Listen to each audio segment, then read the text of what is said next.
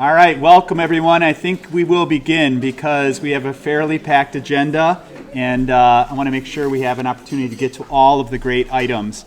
Thank you so much for coming on this sunny, balmy day. I can't believe I'm saying that in the December here. We are, but I'm happy to be saying that because where I'm from, it is freezing cold in the United States right now. Just a few things to get started so you can see the agenda. We're going to have some updates from Mr. Eames around the career-related program. Mr. Franske is here, and he's going to demonstrate a little bit about what our math teachers have been working on in their classrooms, around building thinking classrooms. We're going to talk pretty extensively about AI and our approach, and Mr. Plotzki is here to talk about that.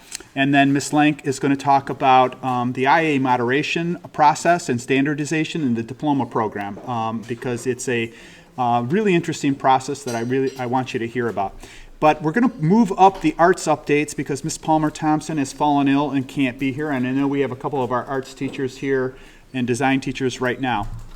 A few things on the important dates. I have to just mention, I hope everyone got to come out and see Madagascar because that was such a phenomenal opportunity for our students to display their many talents. And there were just so many things going on there in terms of the art in the set design, the film work Mr. Miller did with his students, the musicality of it all. I think it really brought to light just so many different talents that our students have and the way that they can come to fruition. So I was just very proud, and I have to mention that. A few other things on the arts front that are coming up. The Arts and Design Showcase is tomorrow night, and those guys are going to talk about that in a second. The Winter Band Concert next week. I hope that you all can come out for that. We have a half day of school on the December 19th, and we are going to have an all-school sing-along with Dr. Calloway leading that in the gym on that December 19th. And then the end of the semester is coming faster than we know it, right when we come back. And then just as a reminder, on the 23rd, we have a professional development day and no school. So with that, I think we'll turn it over to my colleagues and the arts updates, and I'll take Mr. Chapman and Mr. Miller to talk a little bit about these events. Good morning, everybody. We're here to just... Come on, you come too. Yeah. Hi, good morning. Sorry. So, Ms. Palmer could not be here today, but we're here to remind you that tomorrow night there is an arts showcase.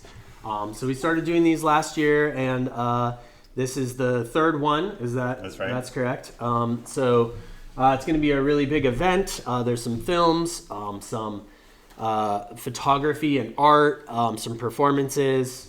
You guys want to... Yeah, we realized we might be shooting ourselves into our own feet by putting a lot of art stuff out there in these current weeks. So we are only done with the musical, and another really great event is coming up. So we understand the time is sparse, and then you guys want to see families and do other things too. But this is a great event. Spread the word. Bring your families in here and just spend time in here looking at art, listening to music. There's going to be rock music, pop music, electronic music, all sorts of great music. There's going to be awesome design by our middle schoolers in there, as well as art by high schoolers and middle schoolers. It's going to be a really, really cool evening, and it's got a very chill atmosphere. The word on the street is there's punch involved. Oh, God. I'm not sure if it's alcoholic, though. Yeah, that's the question. No, probably not. That is the question. But come and find out. Come and find out. All right. We hope to see you, and then spread the word. If we cannot see you, then send somebody else. Send a doppelganger instead. All right. And Mr. Chapman wants to talk about the band concert next week. Yeah, well, just about the showcase. It's 2 hours where you can arrive, and there'll be a little opening at the beginning in the theatre where there's an amazing sort of art, multimedia little display. Then there'll be rock music and pop music and electronic music. There'll be film happening in different rooms. So you can see a little bit of this and then see a little bit of that and just sort of wander around as if you're in a big art gallery. So it's you're not sitting in a chair for an hour. On the subject of sitting in a chair for an hour, the band concert next Tuesday promises to be the best band concert ever in the history of ISP. Grade 6 students, I've been very fortunate to teach beginning band this year, and I've got one piano player, and then flutes, clarinets, alto saxophones, trumpet, trombone, and bass guitar. and they're playing 5 pieces, and it's amazing to see their progress over 5 months. It's been really fun. I teach high school and 1 grade 6 class, so I'm teaching TOK, grade 11, thinking about what the meaning of knowledge is and how do we know anything, and then I'm working with 11-year-olds and they've forgotten their instrument or their book, or they're making inappropriate jokes in class. So it's great for my brain, switching gears. Then there's grade 7 and grade 8 band, directed by Miss Callahan. And then upper school band is 23 students. It's the kind of sounding amazing. So just for a really entertaining hour of music, I really recommend you come, bring some siblings, or just come on your own.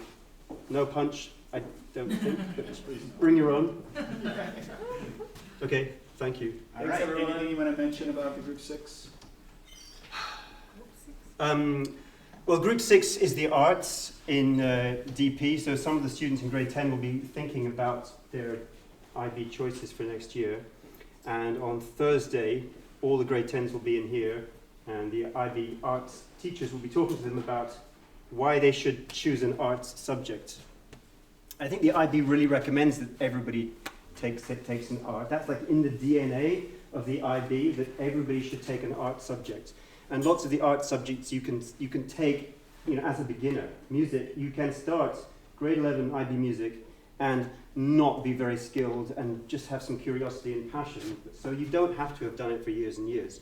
As it happens, people say, oh, I want to do 2 sciences and blah, blah, blah. Then all these other things come in, which we completely understand. But we still really, really, really recommend taking an art subject. It's less pressured, it's more, I would say it's fun. I'm not going to take a fight with any other teachers here.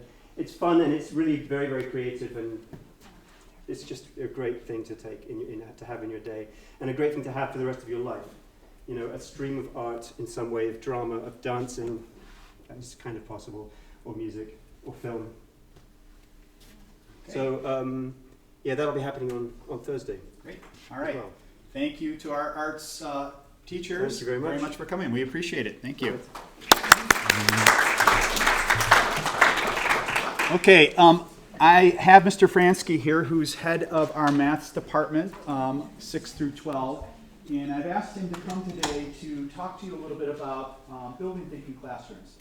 I have to say that in my career, I've seen very few professional developments that had such a transcendent effect on teaching and learning in the classroom as I have with building thinking classrooms. It is a method that really, if you are an elementary teacher, a middle school teacher, or an upper school teacher who teach higher level math like Mr. Franske, that it is really transforms what you do in the classroom. And I think students are the beneficiaries of this because it's really about active engagement with the learning in maths. And so I thought it would be great if Mr. Franske could kind of demo it with you and show you what they have been doing in the classrooms, and you're going to get an opportunity yourself to participate. Mr. Franske. All right. Dr. Franske has a I'm jumping the gun. Yeah, maybe we'll give it a go. This looks expensive, but I'm going to try to move it. We'll see if... Here we go. It's okay. I'm not going to be anywhere near that camera. If you want to follow me. All right, welcome everybody. My name is Mr. Franske. I teach 9th through 12th grade math here, and I'm really excited to be teaching to you guys today because I was told that you're all math experts. Is this true? Fantastic. Glad to hear it. So, first thing I want to do is I want you to close your eyes, bear with me, and think about your last math education experience.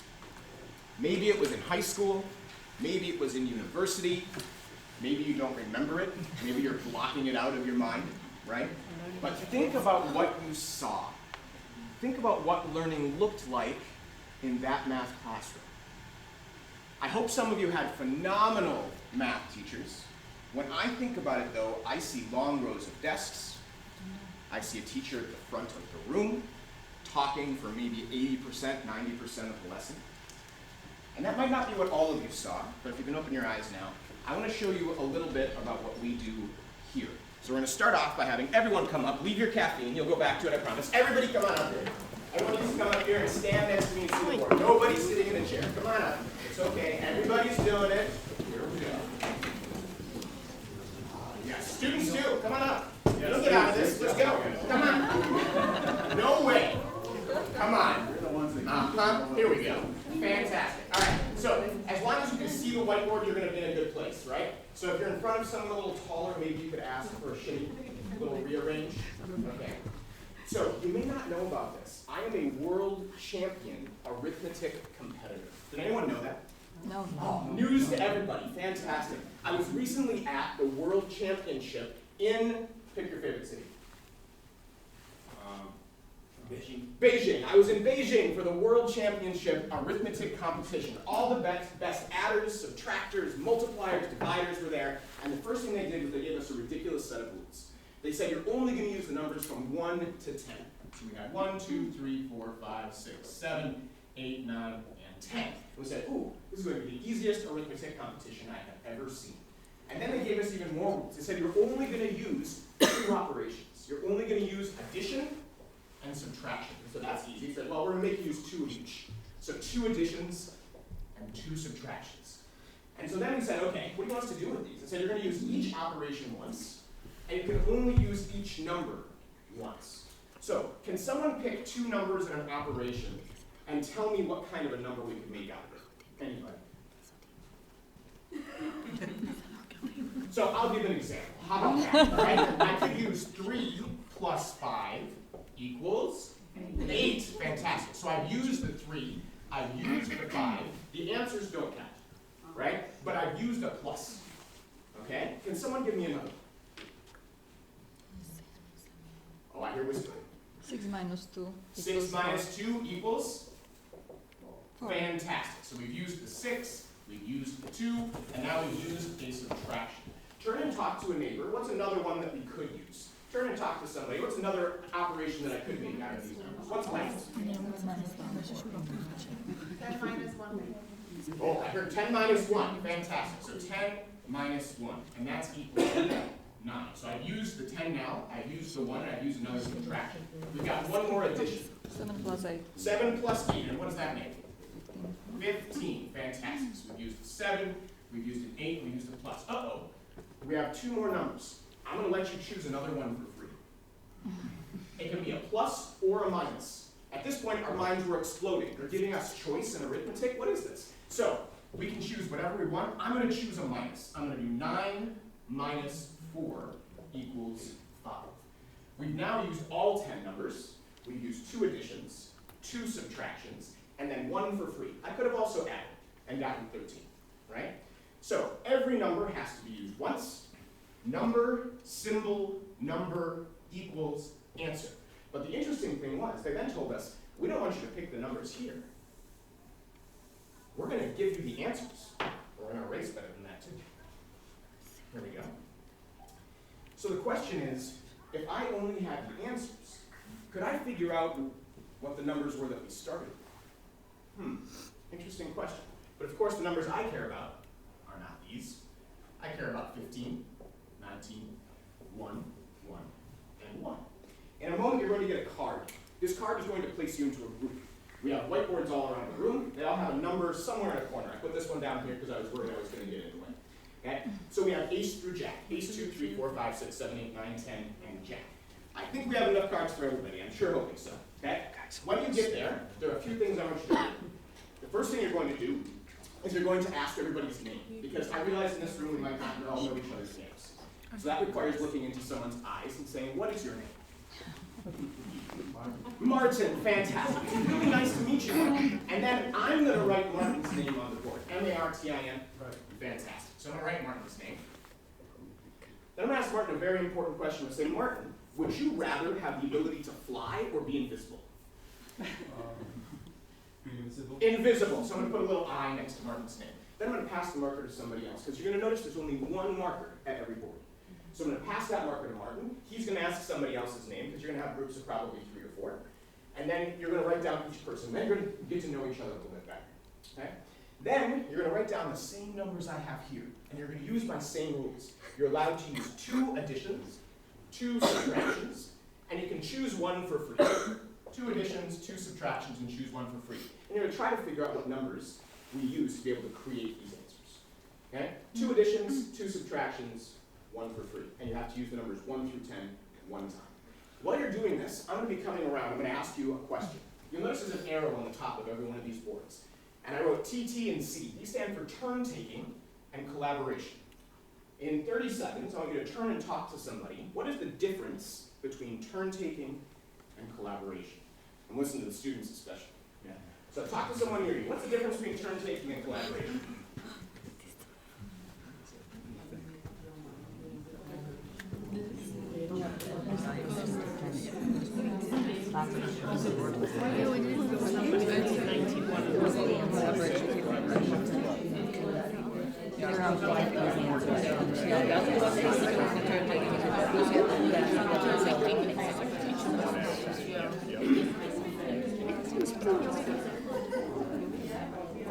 Volunteer or victim? What is the difference between, what does it mean to take turns? You just pass. Everybody One by individually. one. Everyone individually does something. Okay, I do it, then you do it. Right? Who can tell me what is collaboration? Cooperating together. Ah, teamwork. Cooperating together. Right? Which one do you think I want you to be? Oh, secret, right? We'll find out. Okay, so you're going to pick a card. You're going to find your board. You're going to write each other's names. What was that really important question? Flying or invisibility. Fantastic. Then you're going to try to get these numbers using my weird rules. Okay, say again. Oh, it's the most important question. Are you kidding me? I personally think that if humans could fly, we would think it's exercise and we wouldn't do it. Right? But that's just my personal opinion. All right, here we go. Pick a card. And once you have your card, you can go find your board. I'll come and collect the cards right after. Here we go. 2 hands. Why not? Double two. Yes, pick a card. Grab a card, go find your board. It starts ace in the back corner, rounds out with jack over here. Here we go. Yes. Pick a card, pick a card, pick a card. Here we go. Oh, sorry. Here we go. Who needs cards? Here we go. Grab a card, find your board, learn some people's names. If something weird happens, like work with these, let me know. Here we go. You might have to split up on your friends, guys. Pick a card. Here we go. Yes, fantastic. Who else needs a card? Keep a card. I got more cards. Who still needs a card? Dr. Sturm needs a card. Here we go. Absolutely. Mr. Plotzki needs a card. Here you are. Wonderful. Who else needs a card? You got everybody? Fantastic. 15, 9, 1, 1, 1. 15, 9, 1, 1, 1. Back to the top of the hour.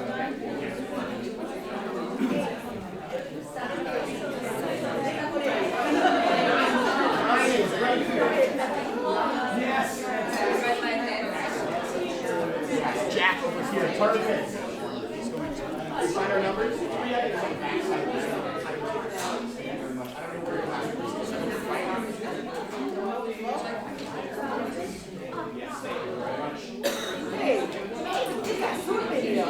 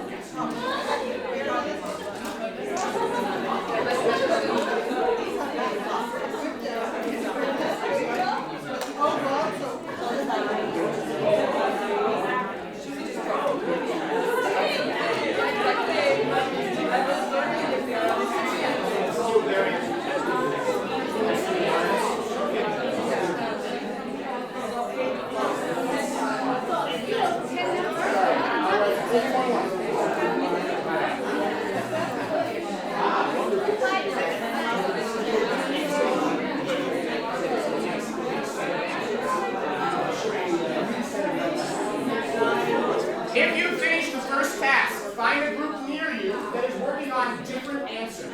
Find a group near you that's working on different answers. A new set of numbers. It should be 13, 13, 1, 13, 9, 13.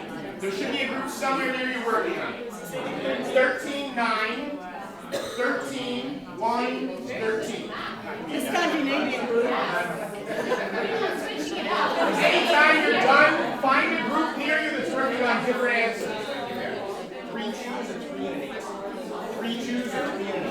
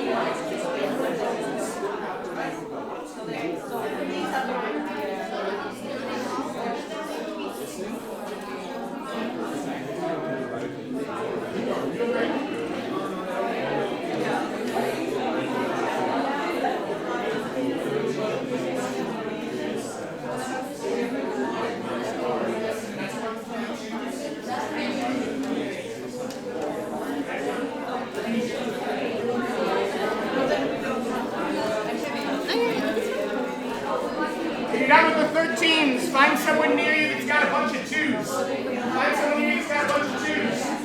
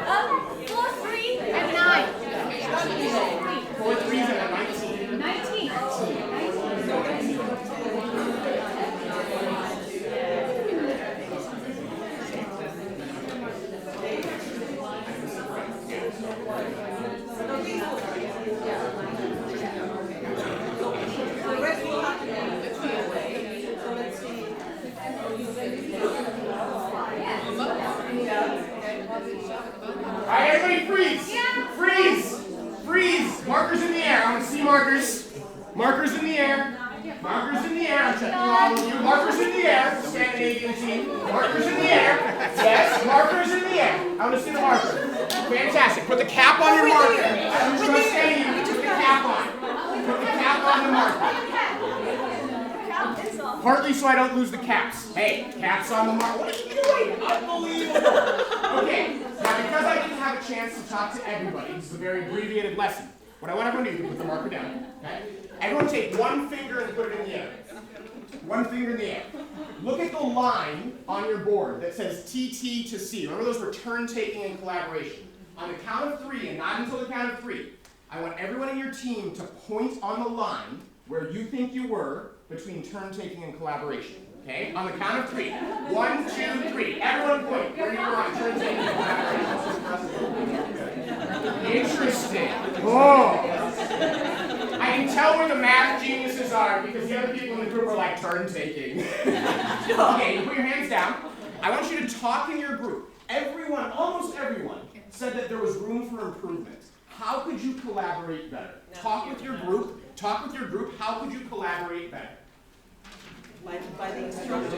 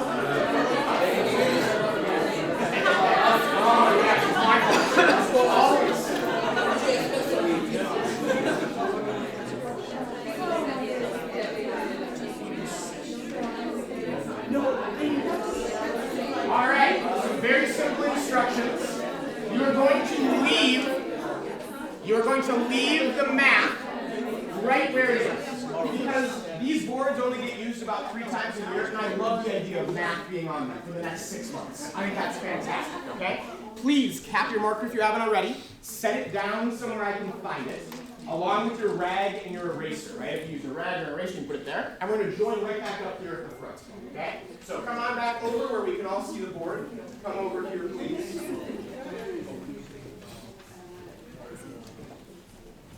Excellent. Make sure you can see. If you're like me, your back is starting to hurt, but I won't keep you standing much longer, I promise. Okay? So, I love this because we still have some of our in fact, this one I think still has all of them, which is great, right? So, what is something you noticed about this task? What was one of the first things that you noticed about the numbers? Turn and talk to a neighbor. What was something that you realized right away? Turn and talk to a neighbor. What are some things that you noticed about this? Different options. I guess. It was, yeah, please. In the first one, it was absolute. So it was really very clear what you need. I don't know.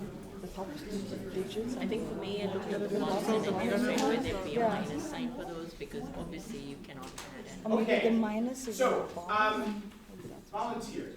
What's something you noticed? What was nice about the first task we had? What was there a lot? 19 can only be 9 plus 10. Yeah. So 19 can only be 9 plus 10. That was a big thing, right? What's the only way to get 1? What do you have? What do we know about the 1? It's got to be a minus, right? We don't know the numbers, but it's for sure going to be a minus, right? The 19 and the 15, I kind of want to focus on. What do we know about both of those? Had to be plus. Yes. Fantastic, right? And there's a logic to these, right? I have about 1,000 of these. So if you find yourself craving more, did anyone want to keep going? Did anyone want to keep going? Yeah, right? How many times do you remember leaving a math classroom in high school and you wanted to keep doing that?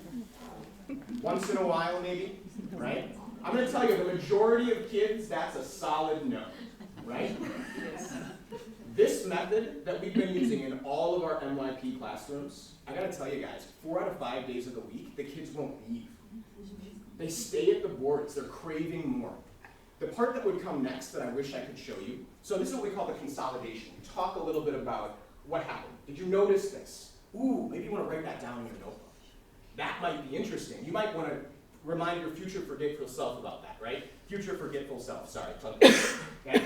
So, like the notes almost happen themselves. The kids are like, let me go write it down. Like, no, can't go to your desk. Go back to the board. Work with your group, right? No. Okay, all right, I'll let you write it down. Fine, okay. You can take a note. That's fine. Okay. Mr. Franske, I want 20 more of these to do at home. Oh, I just happen to have this worksheet for you. You can take it home. You want more? Oh, I have. Okay. There's this thing called Gemini, where you can type in, give me 20 more of these, and you put in the worksheet, and it gives you 20 more. It's pretty cool. Where do you think I made these up? Yeah, AI, you better believe it, right? Yeah, and I have to do them all, because they're not all like this, right? There's one down the road where all the numbers are less than 10. And that's harder, because the plus trick doesn't work anymore, right? You gotta think about it, okay? So, big part of this is low floor, high ceiling. We start where everyone can play. Everybody. It doesn't matter if it's anti-differentiation or if it's the World Arithmetic Championship. But we start low and we allow the kids to soar as high as they want. Right? Some groups are flying. Some groups ask me, how many of these are there? I say, I don't know. I got a lot. I don't care which one you're on. I don't care if you're on number 1 or number 1,000. There's always somewhere to go. And that's how math works. That's why we teach math in schools, because there's always something else, right? And we can see how students can be creative and where their brains can go. This is by far my favorite teaching method I've ever had, because the kids are having fun and moving around. Even if it's ridiculously hard problems, it happens, and it's really cool, right? After the consolidation, we give them 3 mild, 3 medium, 3 spicy questions on the whiteboard. They do them usually on desks. We have whiteboard desks in all of our math classrooms, except not in middle school. We're working on that. Write a letter to your principal. Right? Okay? But they do usually on desks, and then we have individual practice that they take home. And some kids go right to the spicy problems, like, oh, I can do this. Some kids, I saw them at the board, and they're doing the mild, I'm like, ah, you could do the medium. Do the medium, right? And it's like salsa. Check spicy is not very spicy, we know this, right? But mild, medium, spicy, right? Okay. Thank you so much for being a wonderful Does class. anybody have any questions Yeah. for Mr. Franske? Yeah, what's We gonna do it right here? Yeah, let's do it. the invisible flying thing? Invisible flying for, oh, I have a this or that every day. Every day there's a this or that. The other day it was, would you rather be able to talk to animals or know every human language? The debates, right? This is the wall. Here's the toilet paper roll. Should it go this way? Or should it go that way? That's very good. Oh, absolutely, right? Cultural. Is it math or maths? Whoa. Debates. Sometimes we're 10 minutes into class, like, guys, I gotta do some math. Here we go, right? Mathematics. Yes. Are you the only funny math teacher, or is it across all the teachers? Every one of our math teachers Is using has the- remarkable skills. No, but these methods are used. The whole school. The whole This school. is if you go into a lower school math lesson, middle school math lesson, or the upper school. This is the one PD that I've seen that K-12 is affecting all of the math classrooms. And it might look slightly different, but it is tremendously transformative. I can speak to that. So, who are middle school parents? Do you have middle school parents today, or is this just upper school? We have a Well, couple it's just middle upper schools. This is school, upper but school, but there some are a have couple middle schools. schools. So, middle school right now is using an amazing tool called Amplified Desmos. It is a wonderful, wonderful tech tool that allows students to pull and stretch and move. The inquiry is just unlimited. But we use building thinking classrooms in that framework, right? The kids are still collaborating. They're still at whiteboards. They're still working things out, but they also have this cool tool that lets them visualize the mathematics. Building thinking classrooms, the cool thing is all you need is a whiteboard, right? Like originally I had paper and I was like, I really, really want the whiteboards for this little session because in our rooms, we have whiteboards on every wall. The kids are on whiteboards all the time. And sometimes they like run into the desk and then they like start writing on paper and it's just like, the elementary school kids especially, like it's just everywhere. It's really cool to see. But the collaboration piece, oh, I've never seen such collaboration in a math classroom. Usually it's, here's my spiel for 15 minutes. Now you work, and I hope that you're working with other people. Maybe you are. Maybe I tell you work with other people, and somebody's like, eh. In the States, I had 40 kids in a math classroom. Oh. Right? Doing something like this, we did it once in a while, but it was pretty chaotic. We are so blessed here to have class sizes where we can do this every day, and we can see every kid and talk to every kid about their learning. And it's wonderful because most of the time it's spent, they are doing problems. They are doing the thinking. I did maybe, what, a 5-minute intro? It's usually the same every day. I'm like, hey, this is how perpendicular lines work. Now go show me what you can do. And if you can't do it, then we'll reconvene and we'll talk a little bit. But I want to see what you can do instead of assuming you can't, and I spend 20 minutes talking about something that half of you can do already. Right? More questions? Yeah? So how much time from every class do you spend on something like this? Because it's not part of curriculum, right? You need to do something more like Sure. IB. Yes, so that's a great question. So right now, this is a very MYP focus. Our DP kids have not had as much kind of training coming up through the ranks doing this, but I'm kind of excited to see what happens next year, because right now all our 10th graders are doing this. So in 11th grade, I'm kind of hoping that happens.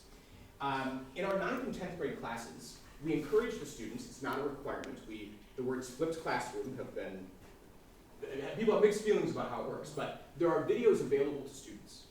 Often they will choose to watch them before they come to class. So they have at least a baseline instruction of what's going on, and then we can throw them right into problems. And the kids that either didn't have a chance to watch or don't learn by watching videos, they can learn from their student peers as they're up at the board.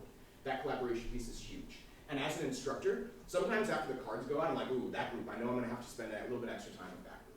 Or this group, like I know that they can teach the class, right? Like they're good. So the learning and the teaching, yes, some days the intro is more like 15 minutes, right? And we have to be like, okay, this is how a chi-square distribution test works. And that's a very DP subject, right? But most of the time, especially when it's algebra, simple probability, I find the kids can figure it out, which is pretty cool. And letting them do that, letting them have that process as opposed to being told, it's amazing. And you can see it in our scores. I mean, gosh, our map scores, our DP scores, through the roof. And it's incredible to see how that has happened, even in my 3 years here, by pushing building thinking classroom. It's amazing. All right, everybody. I think we're going to have to ask Mr. Franske. Let's give him a round of applause. Thank you. Appreciate everybody came along, too. That was wonderful. Great job. All right, students and Mr. Eames, let's give a little update on our career-related program. I think I'm back in the camera, correct? All right. Is that good? Okay. Okay, good morning, everybody. Mr. Franske said he'd be a hard act to follow, but I've got some students here to help me, and I have no doubt they're going to be fantastic. So what I'd like to do is just give you a very brief update on some changes to our career-related program in grades 11 and 12. We've got a new syllabus this year, and a lot of things stay the same when syllabus is changed. There's a few minor tweaks, but two key changes that have happened this year in the core part of the career-related program is our service learning, which our current grade 12s are doing, which is, I guess you could say, is a traditional service model where students go out and do things for others, has shifted to community engagement, which is a great improvement. And the idea behind this is that students are engaging directly with communities, and they're learning with them and alongside them and from them. And they're still engaging and addressing challenges and issues in the community, but they're working in partnership with that community. The other change to the core area is language development, which our current grade 12s are doing, which is really learning a language, has changed to language and cultural studies. So it's still developing students' linguistic abilities, but it's also looking at their cultural repertoires as well. And students can focus on a personal area, an academic area, or a community area, a career area. So there's a little bit more choice there for students, and it's a little bit broader in terms of what opportunities they have. In addition, this year, we've expanded the range of our career-related study providers.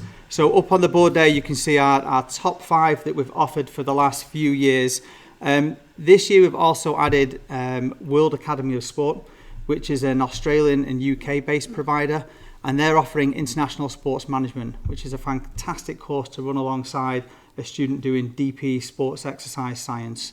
The classes for this are online, some of them are virtual, and it's an opportunity for students to learn from professors and athletes and students from around the world, really high-profile athletes interacting with students. And then the final one that we're offering this year is Anglo-American University of Prague, which is downtown. So we've got 5 students that are enrolled in Anglo-American in one of their undergraduate courses this year. So 1 day a week they go down there and they study alongside undergraduate students. We've got 4 students studying psychology and 1 student studying or following the visual arts course.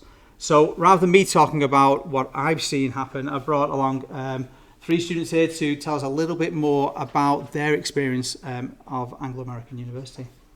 Okay, thanks. So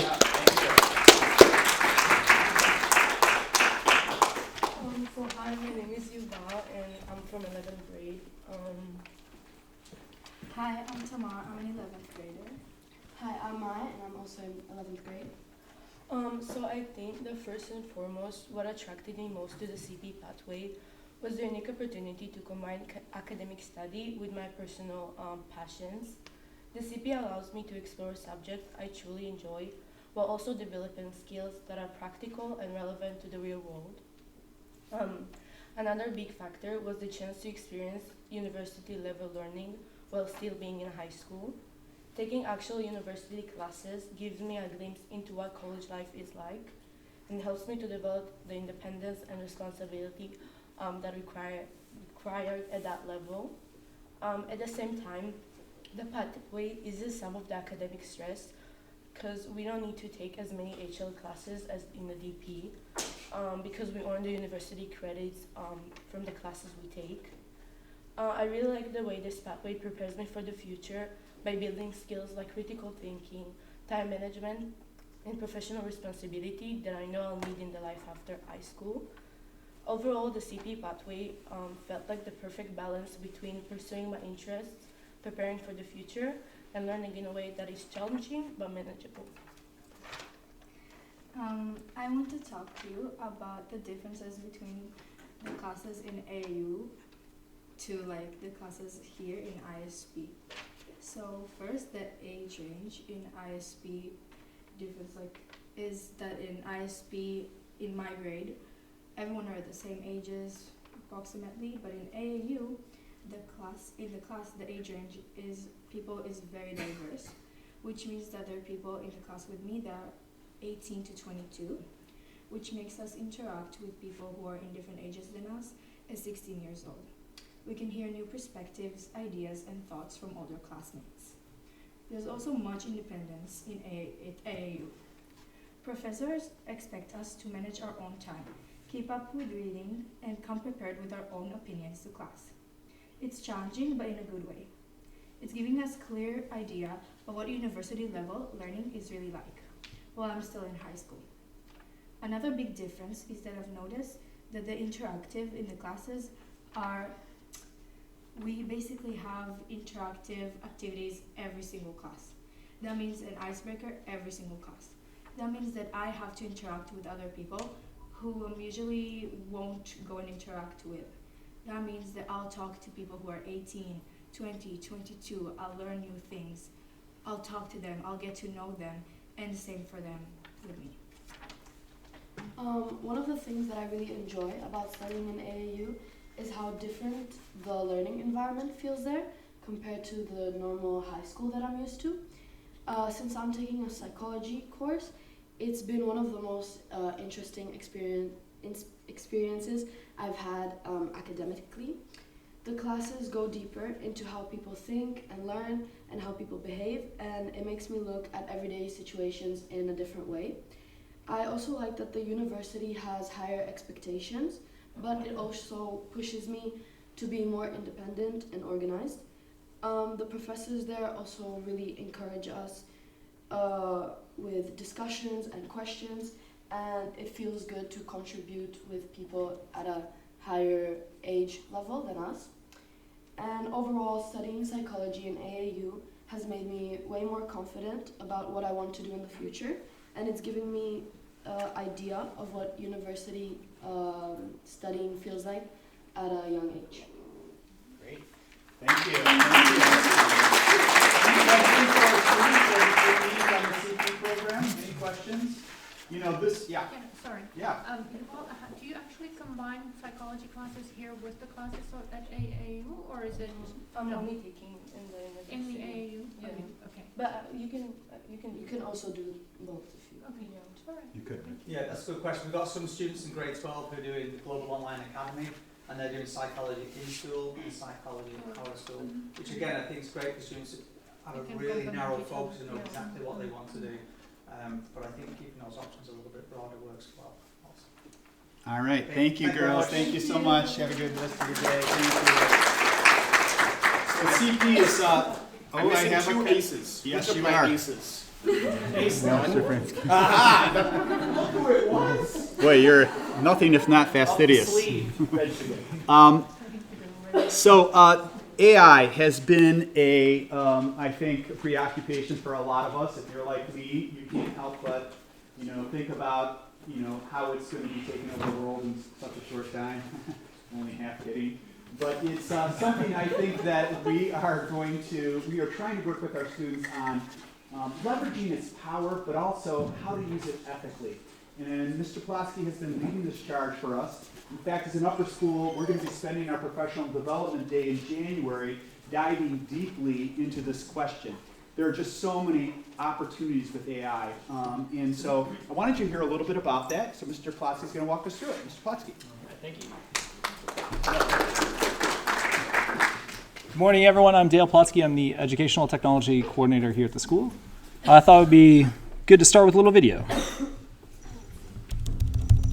We all share something fundamentally human.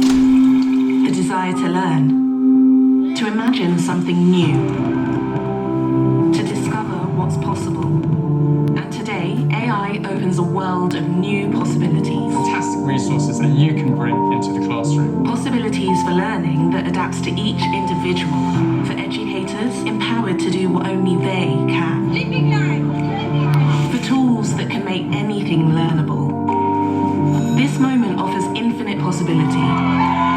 Opportunities for everyone to learn in new ways. But this moment also demands great responsibility. Questions we must ask. Challenges we must face. Technologists, educators, students, all working together. To do so, we return to the fundamentals. Be curious. Be open-minded. Put up our hands and ask the questions that matter. Because if we do, we can shape this new technology together to break down barriers and unlock human potential. Because to learn is to be human. And AI's greatest potential is to help everyone reach theirs.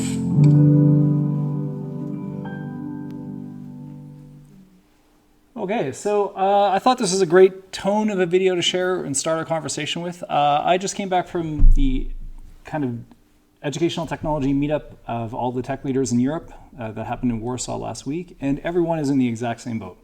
We're all dealing with this problem, this opportunity, and we're all asking these questions together.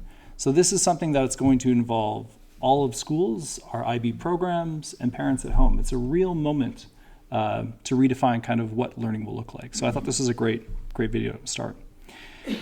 I thought it would be kind of fun to start with actually looking at the tools itself. So we're going to be looking at a really cool tool that we have access to here at the school called Nano Banana. This is the new text-to-image generator from Google that is part of our toolkit here at school. And I used to love Mad Libs as a kid, so I got it to cook up one. And I wondered if I could get some volunteers. Can we just fill in these items right here? So a fantasy landscape where giant food item grows like trees. What should that be? Can I get anyone to offer a suggestion? Hot dog. Hot dogs, thank you. A river made entirely of liquid flows through the canyon. Liquid. Mercury. Okay. And through a canyon of stacked, what's a stackable snack food? Pringles. I will say potato chips, just in case there's like a weird trademark thing. And this is in the style of what? What art style should we look at here? Impressionism. Okay. So let's copy that and let's zoom out here. And I'm going to come into our school account and we're going to choose to create an image and we'll just pop that in right there. And we'll let it go. One of the coolest things about this tool is it actually will show us kind of the process here in this little thinking widget. It'll show us kind of what process it's going through as well. But it's not just images. We'll let this cook. The other thing that we can do is we can also create videos with it as well. So if we come here into tools, we also have the option to create videos. So we'll just drop the same thing in. And I'm going to say drone footage of a fantasy landscape. And then we'll just throw in a few more words. Flying, zooming, 4K, something like that. We'll go ahead and let that one ride. But that's not all it does. I'm teaching a coding class right now with our students to create video games, and it can also write any amount of code as well. So I have a little prompt ready to go right here to create a polished, futuristic 3D space web game contained entirely within a single HTML file. It has a retro-wave aesthetic, it's dark, immersive 3D, it includes third-person view from behind the spaceship, so we'll also copy this. And we will go ahead and build an idea. And we'll let it start working on that. Okay. So if we come back here, here's the image that we have created.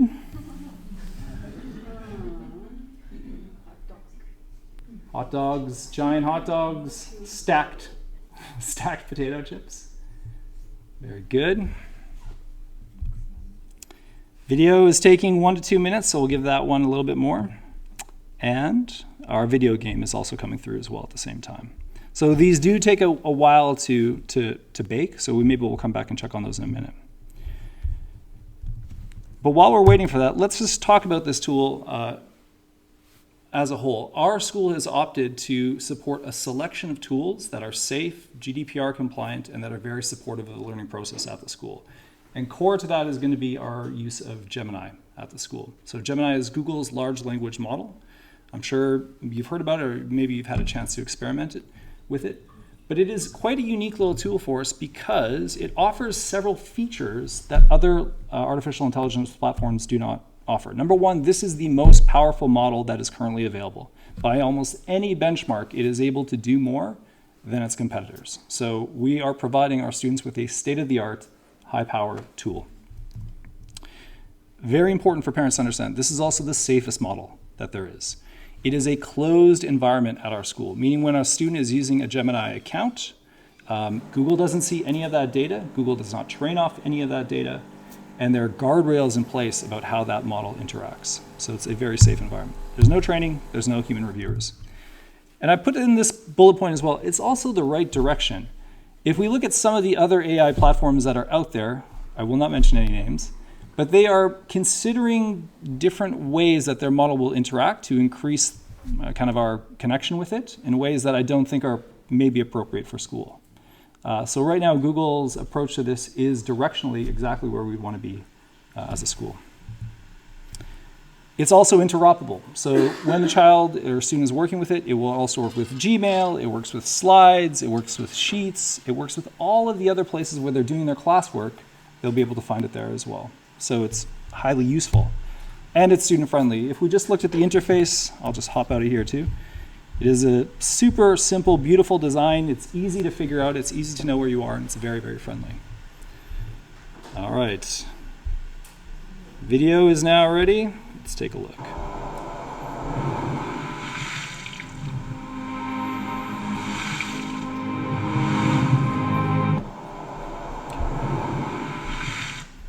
And let's have a look at our video game. Okay.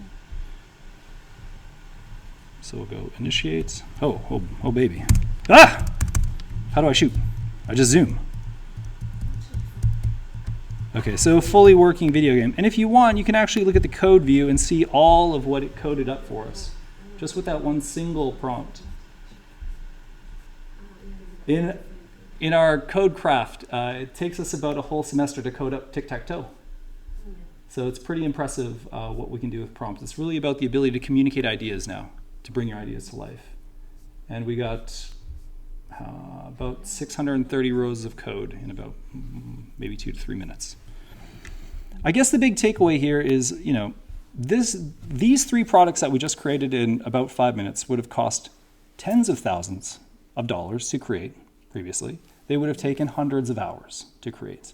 And now it is trivial to create this, and we can put this technology towards learning.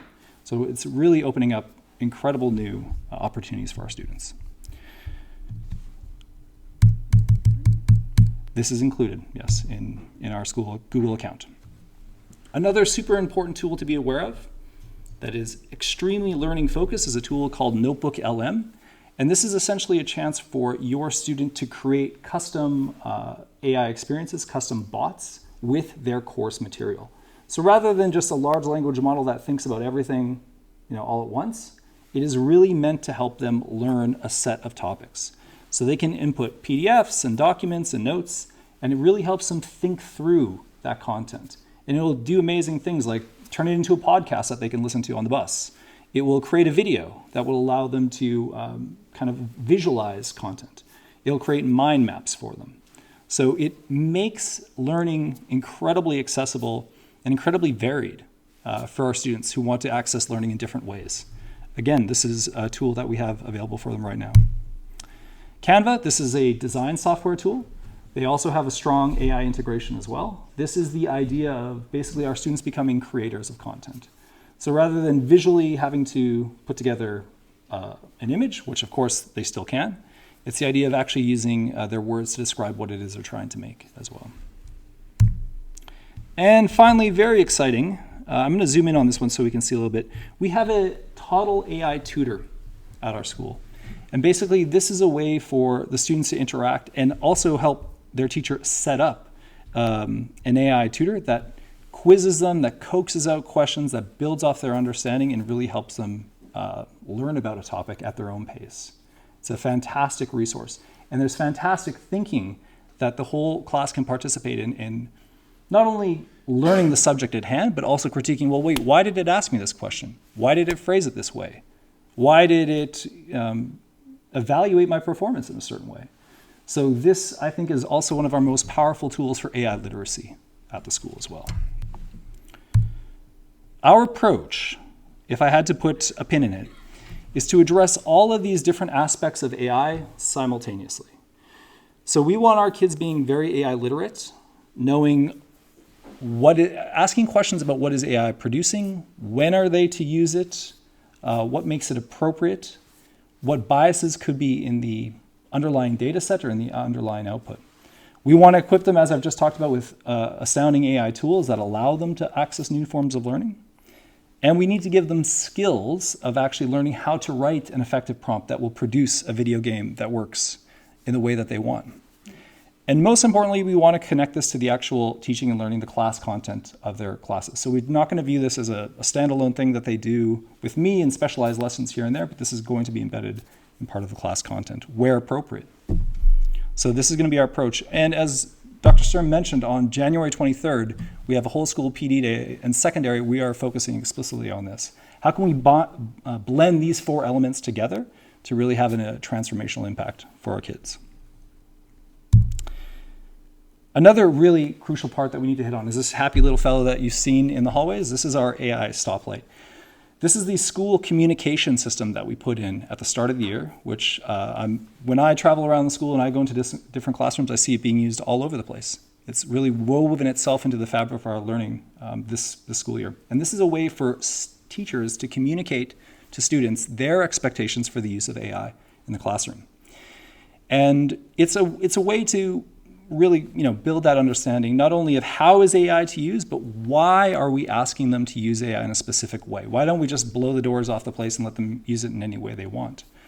There's been many studies that have come through that have said this approach of labeling student work and explaining is the way forward in terms of academic integrity. It is a key component. There's other systems that we have in place to support students with this, but this is the fundamental starting block to say these are the expectations with learning. Part of it, it's not just a matter of labeling work as either red, you're not to use AI, or green, you may use it in any way you want. An incredible part of it is to actually explain in text, why am I asking you to do this? Why am I explicitly saying I'm looking for your unaided thinking? Or why do I want AI to support you in one particular skill set? And so adding this text block is actually the core component of the AI literacy. So students start to build that metacognitive background of why do I want to use a tool, or why do I opt not to use a tool in a certain circumstance? And again, this is something that we're working on and building into the culture of learning across our school as well. That was a whole lot to throw out in a very short amount of time. Plotzki, you know, one of the things we've been doing is having a lot of discussions with the students, a lot of reflective discussions, and this Lenk has been one that has been leading that out. Maybe Amanda is kind of a bridge to your next section. You can talk a little bit about some of the discussions you've been having with our students. Sure. Okay, good. Yeah, good. Let's give Mr. Plotzki a round of applause. Thank you.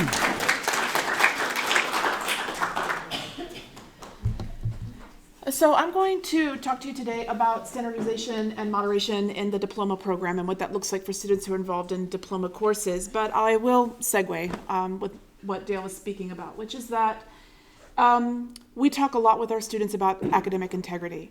And one of the hardest struggles for students is to learn how to navigate this incredible world of AI tools and their own ownership of their own learning. And so one of the things that the IB requires us to do is to standardize work. And I'll tell you what that means in just a moment.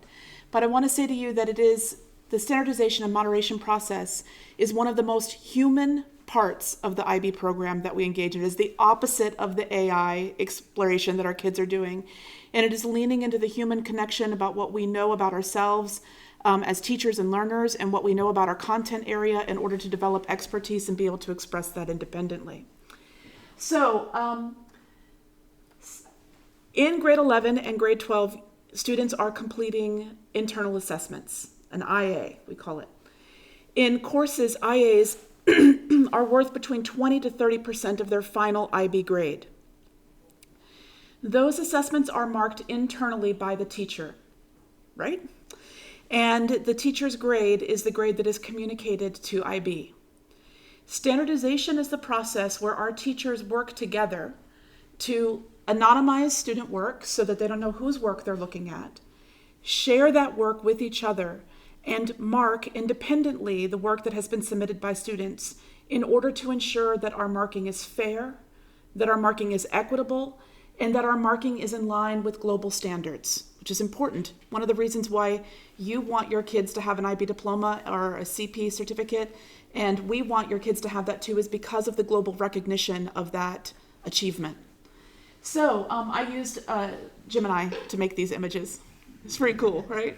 So I'm going to talk about this very human process, but use this. So we have standardization happens inside the school. So in November, December, and January, before we begin to send work out to the IB to be representative, we meet together in teams of subject area teachers, and they look at students' anonymized work, and they mark the work independently. And then they come together and they have a conversation about how the student is performing against the criteria or the mark schemes that are involved, right? The criteria for IA. And they make a couple of decisions. They make sure that if they don't agree on the marking, it leads to really important conversations about why that agreement is not in place. If it does lead to agreement about the marking, we go back to the criteria to say, okay, exactly where in the criteria, in the descriptions of what makes excellent work in the IB, is there evidence for the mark that has been awarded? And this makes us very confident that the work we send from ISP to the IB is representative of our students' work, that it has been fairly marked, and that it is accurate. And one of the things that I'm most proud of our teachers here and of our program as a whole is the high degree of accuracy that we have both in our predicted grade process and in our IA process. So we send, IB sends us access to a database, and we put in all of our grades for all of our students who have completed an internal assessment in grade 11 or 12. And IB looks at that and they randomly select from our student sample high, medium, and low samples. So students who have achieved exceptionally well, students who are kind of in the middle of the grade, and students who are at the bottom representing sort of new or developing learning, okay? So they're looking at all the full range of our students, and then we send that work to IB, and moderators. So moderation happens outside of the school. Standardization happens inside of the school. Moderators look at that work and they mark that work against the same criteria that we have marked, and they tell us whether or not our marking is accurate. If our marking is accurate, and it almost always is, then they send us a note that's like, great, your grades stand exactly as they have been awarded. Thank you very much for engaging in your professional growth. Here's your kids' diplomas. If there is a discrepancy, they send us some notes on some of the things that they think that might be challenging for us. And one of the things that happens for us here, looking at our feedback last year, we had very few changes, but in a couple of subject areas, we had some recommendations on our marking. And one of the recommendations that we had was to be less generous with our lowest achieving students. That we are biased by how hard we see our kids work. And so we need to be more rigorous in the way that we approach some of our learning students. And we've taken that into account when we work with teachers in subjects groups to talk about it. So we have moderation. Every student's work is in some degree, in some subjects, every student's work is moderated, if it's a small subject area, like music or film. In some, like language and literature, which have almost every student in the school is involved in, it is a sample of between 5 to 8 students from each teacher. So we're looking at a significant percentage of the work that is standardized. And then we send it to IB, and IB moderates. Do you have any questions about standardization versus moderation? I know it's a lot. It's kind of I don't know. It's complex, but it's not. We mark, they check our marking. We check our marking before they check our marking to make sure that we're good, right? Okay, but why do we do it? Sorry. Yeah. So it's like some kind of international IB committee, or it's like, what is this institution? So IB is the International Baccalaureate Organization is the international organization that issues the IB diploma. Okay. And inside of the IB, for each subject area, they have experts who design the assessments and also become lead examiners.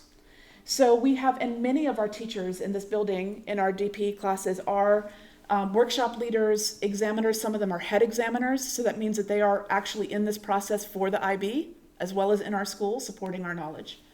So it's the same for all the schools who do the IB? All the schools, right? Right. And interestingly enough, when our sample goes out, the examiners who work for the IB don't know that it's our sample. It's also anonymized. Okay. So they are marking our work anonymously against the work of students from across the world. And that ensures this part, which is that it makes sure that we are meeting our global benchmarks. Our work in standardization and moderation makes sure that we can confidently say that our students are achieving in a way that is reflective of global standards. Right. Okay. It ensures equity and consistency across cohorts. So it makes sure that, sometimes we have, when we work really closely with students, we have a hard time seeing their work in perfect clarity because we care for them so much. And so one of the things that the anonymized process does in standardization is allows us to make sure that kids are seen fairly and equitably across the system. It also allows us to make sure that it's an incredible professional development for teachers as well, to have the protected time to sit with another teacher and talk about not just the lesson planning and the unit planning and the designing of the assessments, but how well our kids are actually doing with what they're learning is incredible opportunity to build professional connection across our teachers. Global benchmarks, and then it drives our instructional excellence because it builds a shared understanding of our programs, and it allows our teachers to talk with each other about what they're doing that leads to incredible growth and development for our kids. So while they're talking about the kids' performance, they're also talking about their teaching. And in the way that they talk about their teaching, they are developing a range of professional skills. It's like the sharing of great knowledge, but also an understanding of our criteria. Okay. Every student's work experiences some degree of standardization and moderation. So like I said, in some subject areas, every child is standardized. In some, it's a selection. But when they're sent out, everything is seen as, the goal is to make sure that everyone is seen fairly and objectively. And it serves our best interests of both our teachers in terms of expertise and collaboration. But really, at the heart of this is your child, is your student. So that when your student sends their work out into the world, first to IB, that they can be confident that what the score that they have been awarded is representative of their work. and that the effort that they have put into their work is reflected in the way that the work is received and acknowledged by the IB. Okay. It's like, it happens now. It happens in November, December, and January. Our first uploads to IB begin to happen at the end of January, beginning of February. And that's when the work goes out into the world, and we're really proud of our kids and what they put out into the world for us. But I also want you to know that standing behind it is an incredible amount of professional growth and development for our teachers as well. Do you have any questions? Yes. Does all this happen then for the grade 12s? It happens for grade 12. It happens for all of our internal assessments. And for most of our subject areas, that means it's happening in grade 12. But sometimes we have IAs or parts of IAs that are due in grade 11. And so the standardization process can happen in grade 11 and grade 12, but it will happen for every grade 12 student at some point. Yeah. And they know that this is happening. Yes, they know that standardization is happening. In some subject areas, it's more clear than in others. And in some subject areas, like for example, in visual arts, we only have one visual arts diploma teacher. So we lean into our professional connections, and we standardize with visual arts teachers from outside of our school to be able to build that connection across those, right? So our students have a varying degree of awareness of how that works. Yeah, transparently. Yes. Yep. Let me call this as the internal standardization committee. What's taking place inside, and for what percentage of the papers that they are checking? Yeah. There's a disagreement, and then they decide to change it. And then, if that changes, how does that work? Do you go back to the student? Hey, we have graded you as 6, but now you are a 4. Sorry, we did that internally, or you were a 4, but we decided as Our 6. standardization process would never hurt a student's ISP grade. Okay, so if in a standardization process a teacher were to say that they had been overly generous and it were to drop, it would not affect the student's grade in the grade book or on their report card. Okay. The answer is that it varies from subject to subject, but in the standardization processes that I've been a part of this year, I would say that 95% of the time, I think that might even be low, teachers are all within the same grade range. So everybody has awarded a 6, or everybody has awarded a 7, or everybody has awarded a 4. But where the difference is in the distribution of points and the number of points within that range. So for example, if you have to receive between 21 and 30 points to get a 7, everybody in the room might agree that it's a 7, but some people might think it's a 22 and some people might think it's a 24. Some people think that it might be criterion A that's stronger, criterion B that's stronger, and that allows us to have a conversation about the distribution of points. But as we know, it is the fall inside of the general grade descriptors for 1 to 7 that are the most important when we go to report. Yeah. So when there's disagreement, it goes back and forth. They reach a consensus, and the consensus is what stands amongst the teachers. Yeah, and also the kid only gets the consensus. He doesn't get That's the right. process And for, I would also say that for 90% of our classes, student grades are not released until after the standardization process. So that the process has already been in place before students are seeing the results on their IAs. Yeah, it's a very good question. There was another question. Yes? So can I just ask them, because you say that the grade book will stay the same? Even if there's changes, that means that your ISP grades are the same, but would the IB grade be the same then, or would this then affect the IB? Well, the IB grade is we make predictions for the IB grade. But I mean, if your IA is, I was getting wrong, IA. Yeah. It's 25% of your grade. 30% of the grade. Yes. If there's changes. So as I said, it is rare that the student's grade changes a whole grade level in those points. So the question is, if it doesn't affect the ISP grade, could it affect the IB grade? And the answer is honestly yes. It could affect the IB grade because the score that goes to the IB is the one that formulates the final IB grade, which our grade 12 students receive in July after their graduation year. Okay. For most IAs, the score is worth between 20 to 30%. And although their points might be slightly different, like they might have a higher number, might have been awarded a higher number or a lower number of points, they generally, as I said, the majority of the time stay within the same grade boundary. So if 20% of your grade is a 5, whether you received 17 points or 19 points, the amount of impact it has on your overall IB grade should be acknowledged and understood, but it is rare that it really changes the actual outcome of the grade. Yes?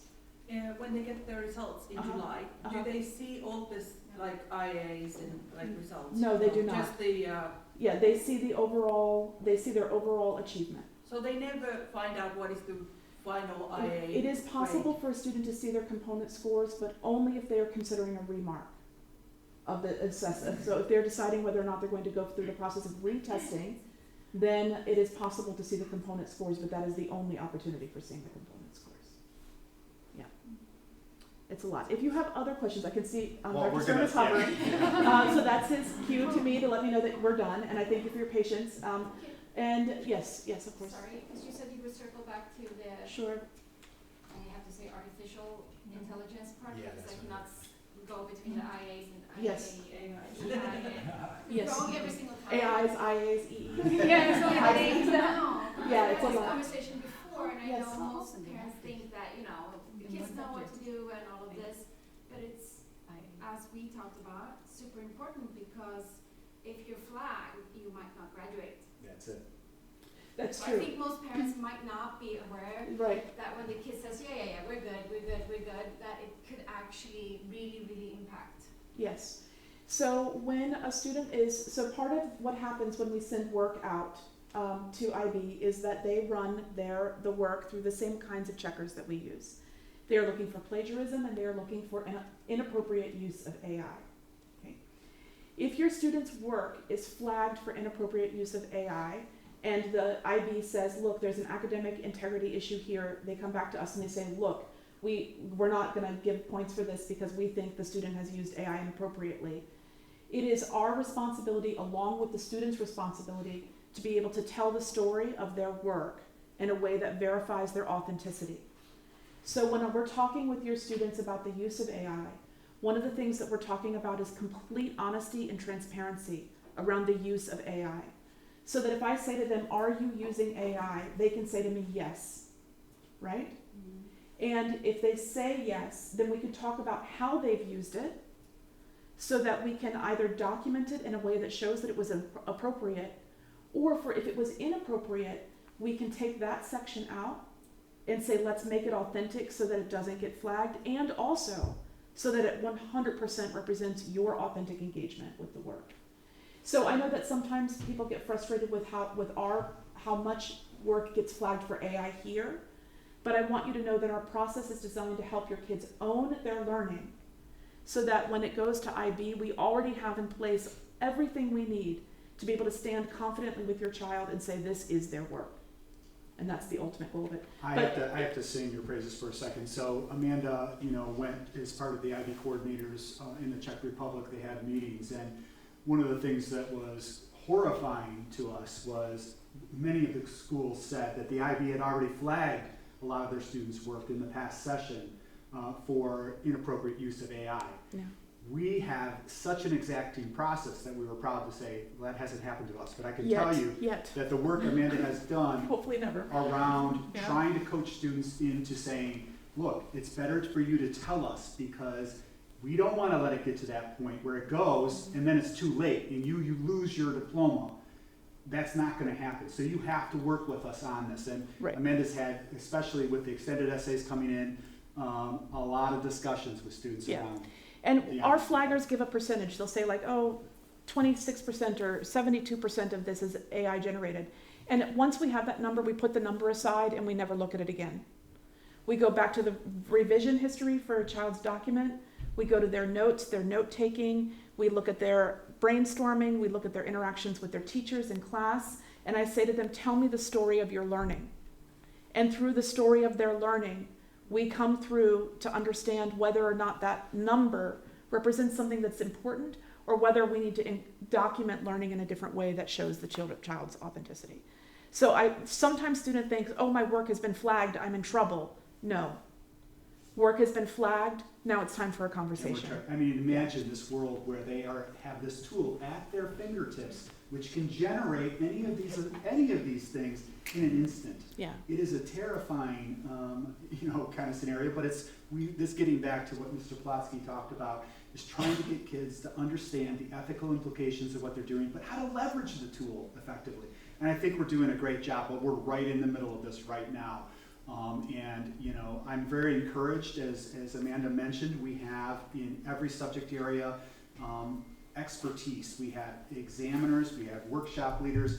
In the case of certain of our teachers, like Mr. Crane, they were on the global committee to help to redo the assessments themselves. And so we're really in a good place, but it's just a constant discussion, and we appreciate your support around this because we're not out of the woods yet. We're still in the middle of this whole scenario. And I would just reiterate the point that I made: every school on earth is going through the same process. Yeah. So it's not an ISP question. This is a global educational issue. All right, one more question. Yeah, I know you're trying to get out of here. It's Thank okay. you, and thanks for the work with AI. I know it's particularly challenging for a lot of parents, and of course teachers and students.